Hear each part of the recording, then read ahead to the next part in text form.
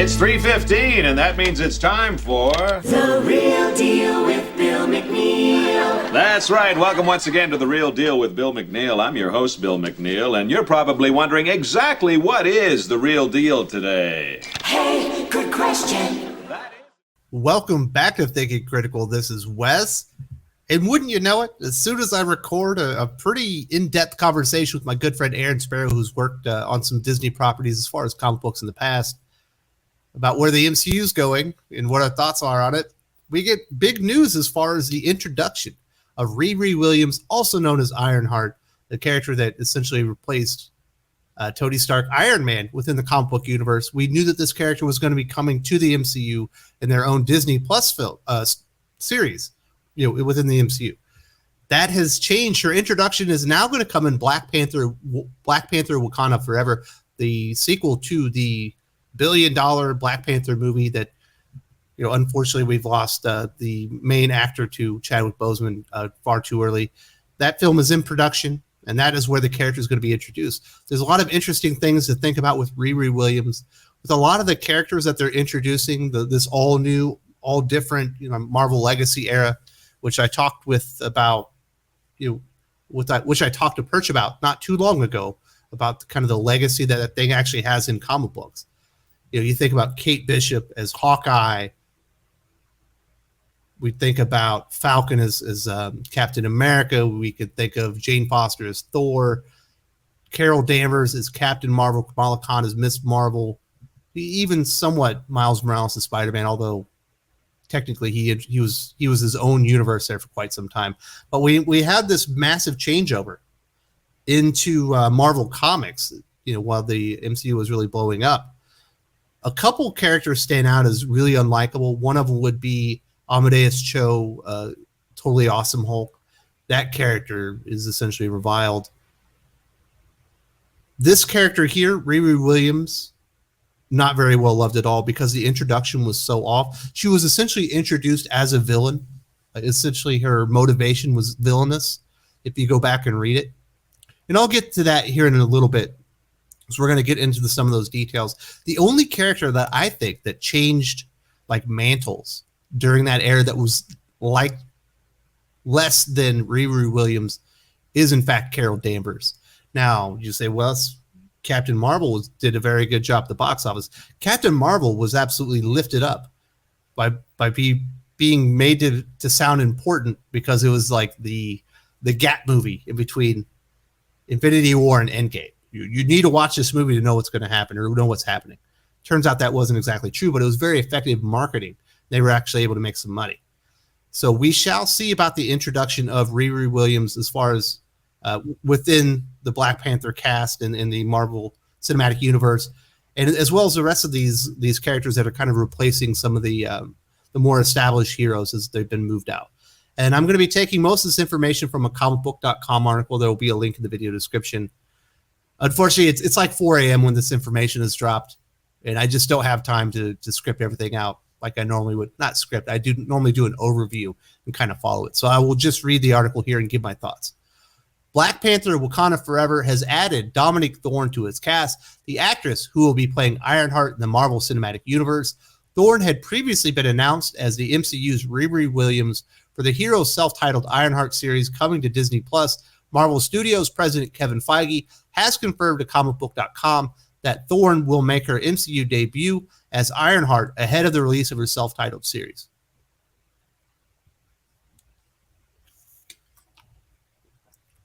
This is a smart move. This is smart business. Black Panther was very successful. People really like the cast. Unfortunately, we have lost T'Challa, due to real-world circumstances.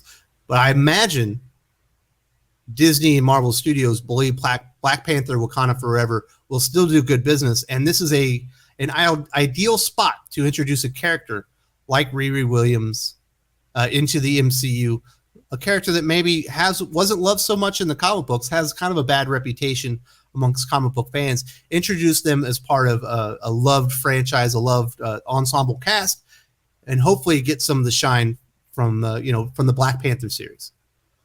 And the article continues, we're shooting Black Panther Wakanda Forever right now, and the character of Riri Williams you will meet in Black Panther 2 first. And this is from Kevin Feige in an interview. And he says, she started shooting, I think, this week before her Ironheart series. So there you go. It's actually in production. She's shooting her scenes, so it's absolutely going to happen. Now, what happens with the box office and the movie release schedules, we see things are in a little bit turmoil right now. Theaters are opened. I think there's 85% of the North American movie theater business, the theaters themselves are open.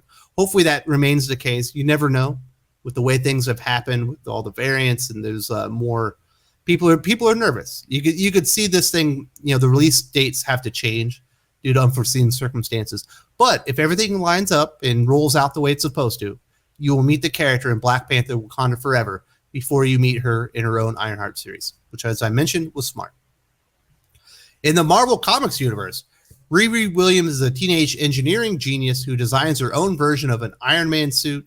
Following her father's death, she lives with her mother and her aunt in Chicago. At 15 years old, she gets herself accepted into MIT. It is there that she builds her own version of an Iron Man-style armor. After using the armor to stop two escaped prison inmates, Tony Stark reaches out to her and gives her blessing to become a new armored hero. And yet there is no indication that Robert Downey Jr. or Tony Stark will be part of the character's story in the MCU right now. That is an interesting change from the introduction of the character as far as comic books. What they're not mentioning here is there's other parts of the introduction to the character which are really strange. One of her motivations is that she makes one of her teachers tell her because she's black she can't be Tony Stark. Her teacher never actually thinks this. And she goes, well, if you want to be Tony Stark, you can do that. She goes, no, tell me I can't do it because I need to be motivated. It was really, really strange. Also, she technically steals Tony Stark's armor and then, kind of builds it off of that. So not the best description of the actual introduction of the character in the comic books, leaving out some of the bad parts that really made the character unlikable. And like I said, kind of villainous motivations, envy, kind of stuff like that. Also, it's interesting that they're not having Tony Stark be a part of this. She's essentially replacing him as far as the power suit superhero. They had an opportunity to do this. We did see the little boy in Iron Man 3 that helps Tony Stark build his suit and get it back, or repair his suit and get back online. That character right there probably should have been Riri Williams. Another opportunity to have an Ironheart within the MCU would have had Shuri become the next Iron Man. She's kind of just as smart as Tony Stark. She's presented that way.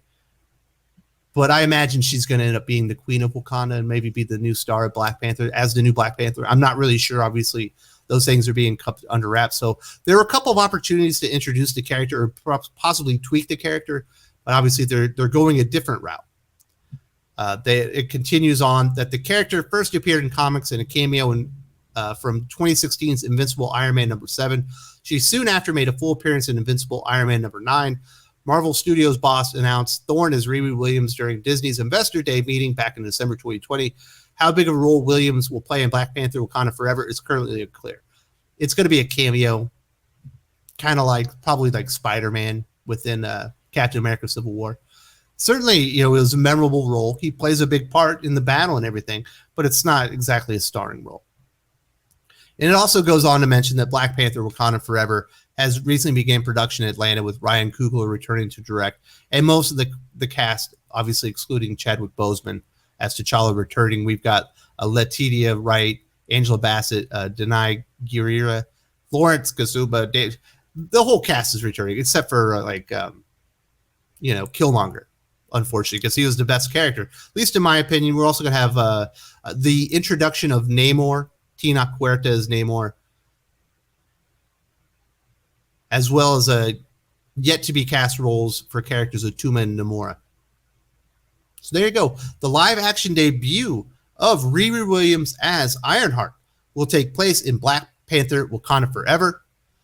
This is an important character. This is essentially the character that replaces Iron Man, at least within the comics universe.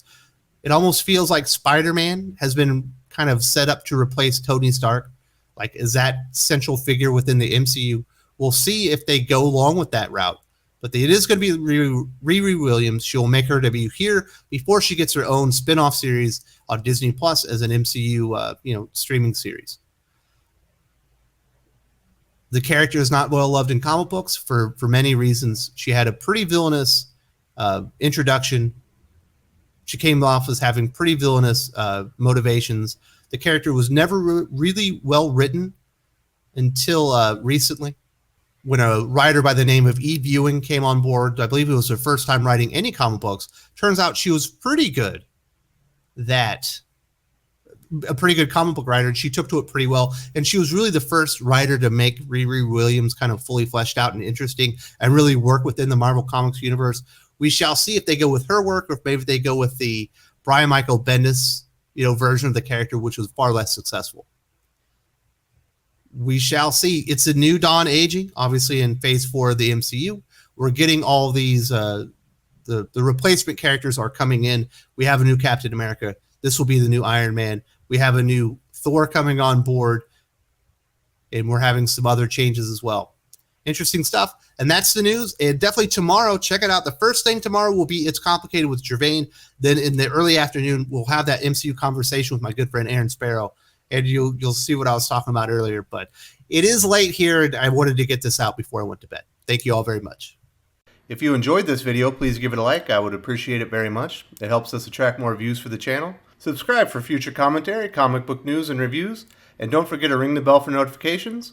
If you want to talk comics, movies, and much, much more, you can follow me on Twitter at Wes_from_TC. With that, Salamat Po, and I'm out.